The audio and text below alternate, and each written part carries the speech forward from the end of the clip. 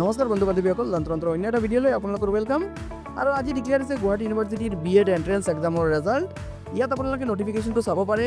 Details নটিফিকেশ্যনটোক আপোনালোকক কৈ দিম। ইয়াৰ লগে লগে এডমিশ্যন প্ৰচিডিউৰ কি হ'ব আপোনালোকে ইয়াৰ পৰা বুজি ল'ব পাৰিব। কোনকেইটা এফিলিয়েটেড কলেজ আছে গুৱাহাটী ইউনিভাৰ্চিটিৰ আণ্ডাৰত আপোনালোকে জানিব পাৰিব। চ' ডিটেইলছ নটিফিকেশ্যনটো পঢ়িম, বাট ভিডিঅ'লৈ যোৱাৰ আগত এটা সৰু ৰিকুৱেষ্ট, এনেকুৱা মোৰ ইম্পৰ্টেণ্ট আপডেটছৰ কাৰণে চেনেলটোক ছাবস্ক্ৰাইব কৰি ল'ব। আৰু এট প্ৰেজেণ্ট যেতিয়া আপুনি ভিডিঅ'টো চাই আছে, চোৱাৰ লগে লগে কাইণ্ডলি এটা লাইক কৰি দিব। এতিয়া আমি নটিফিকেশ্যনটো চাই লওঁ। চ' ইয়াত দিয়া আছে Guwahati university office of the academic registrar. Date দিয়া আছে 1 তাৰিখ 8 মাহ 2025 আৰু professional merit list of B.Ed Guwahati university 2025। ইয়াৰ পাছত আছে the following is the professional integrated mark rank list of student who have appeared in the GU B.Ed CET 2025 for B.Ed program 2025-2026 session. ইয়াৰ পাছত আছে this list is for immediate reference only in case of any mistake that might have inadvertently crept in it, the university reserve the right to modify or cancel this list if required. So এইখন just এটা merit list হয়, আৰু এইখন merit লিষ্টত যদি কিবা গণ্ডগোল হয় বা ভুল ওলায়, ইউনিভাৰ্চিটি এইটো পৰ্যায়ক্ৰমে ফিউচাৰত কাৰেক্ট কৰি দিব। ইয়াৰ কথা আছে number 3, merely appearing in the entrance test does not automatically confer any right to the candidate for admission to the program. যদি আপুনি জাষ্ট এণ্ট্ৰেঞ্চটো দিছে, ইয়াৰ মিনিং আপুনি এইটো নহয় যে আপুনি এডমিশ্যন ল'ব পাৰিব B.Ed প্ৰগ্ৰামত। ইয়াৰ লগে লগে আপোনাৰ এডুকেশ্যনেল কোৱালিফিকেশ্যনৰ যে চাৰ্টিফিকেট কেইটা আছে এইকেইটা কাৰেক্ট হ'ব লাগিব। নাম্বাৰ 4 আছে candidate may apply for photocopy of OMR sheet or by paying ₹500 through SBI collection other option of Guwahati University which is also available in the website of GU 11B4/5/8/2025. যদি আপোনাৰ যদি কিবা গ্ৰিভিয়েন্স থাকে, কিবা doubt থাকে, আপুনি 500 টকা দি OMR ফটোকপি ল'ব পাৰিব। ইয়াৰ লগে লগে আৰু দিছে application including RTI will not be accepted after 5/8/2025। 5 তাৰিখৰ পাছত RTI এপ্লিকেশ্যন একচেপ্ট কৰা নহ'ব।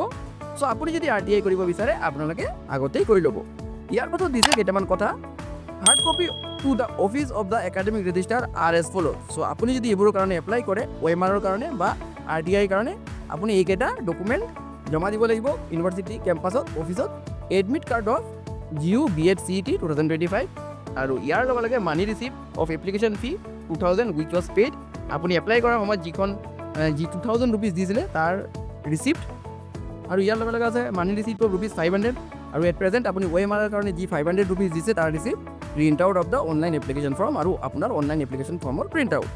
ইয়াৰ পাছত আছে 5 নম্বৰত বহুত এটা ইম্পৰ্টেণ্ট কথা লিখি দিছে। The affiliated B.Ed colleges institution under GU as per the registration notification dated 1/8/2025 shall start the admission process based on the merit list online. So merit list যেতিয়া দিছে আজি আপোনালোকে চাব পাৰিব, আমি চাম ইয়াৰ পাছত। সেইটোৰ ওপৰত বেছ কৰি যাৰ যাৰ নাম মেৰিট লিষ্টত আহিছে, চ' তেওঁলোকে ডকুমেণ্ট ভেৰিফাই কৰি যিকেইটা এফিলিয়েটেড B.Ed কলেজ আছে তেওঁলোক এডমিশ্যন প্ৰচেছ ষ্টাৰ্ট কৰিব পাৰে। আৰু ইয়াৰ লগে লগে নাম্বাৰ 6 আছে candidate shall have to direct apply to the recognise B.Ed college institution for admission. আৰু কেণ্ডিডেটসকলে ডাইৰেক্টলি এতিয়া এপ্লাই কৰিব পাৰিব তেওঁ যিটো এফিলিয়েটেড B.Ed কলেজত এপ্লাই কৰিব বিচাৰে। ঠিক আছে, চ' এইটো আছিলে আজি যি নটিফিকেশ্যন ওলাইছে মেৰিট লিষ্টক লৈ। এতিয়া আমি অলপ মেৰিট লিষ্টখন চাই লওঁ কিদৰে দিছে। Guwahati university B.Ed CET 2025 rank list, ৰেংকৰ লিষ্ট দিছে।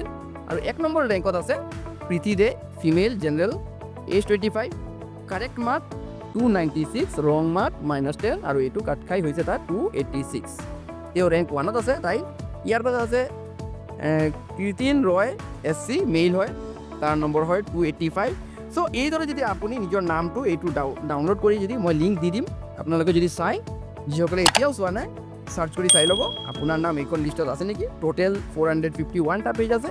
চ' ইয়াত কোনকেইজন কেণ্ডিডেট এবচেণ্ট আছিলে তেওঁলোকৰ নামো দি দিছে। ঠিক আছে, চ' ইয়াত যদি আপোনাৰ নাম থাকে, আপোনাৰ পচন্দৰ যি B.Ed কলেজ আছে তাত গৈ আপুনি এডমিশ্যন লৈ ল'ব পাৰে বা এপ্লাই কৰিব পাৰে। ঠিক আছে, পোৱা নোপোৱাটো পাছৰ কথা, মাৰ্কৰ ওপৰত ডিপেণ্ড কৰি আপুনি পাব, মেৰিট লিষ্টৰ ওপৰত ডিপেণ্ড কৰি আপুনি পাব, বাট এট প্ৰেজেণ্ট আপুনি এপ্লাই কৰিব পাৰে। চ' এইটো আছিলে ৰেজাল্টৰ B.Edৰ এণ্ট্ৰেন্স এক্সামৰ ৰেজাল্টৰ ইনফৰমেশ্যন। আপোনালোকে ভিডিঅ'টো চোৱাৰ লগে লগে এটা লাইক কৰিব আৰু ভিডিঅ'টো এজ ফাৰ এজ পচিবল শ্বেয়াৰ কৰিব। আৰু কোনোবা যদি ফাৰ্ষ্ট টাইম মোৰ চেনেলত ভিডিঅ' চাই আছে তেনেহ'লে চেনেলটোক ছাবস্ক্ৰাইব কৰি যাব। চ' ডেটছ অল ফৰ নাও, থেংকছ ফৰ ৱাচিং দ্য ভিডিঅ'।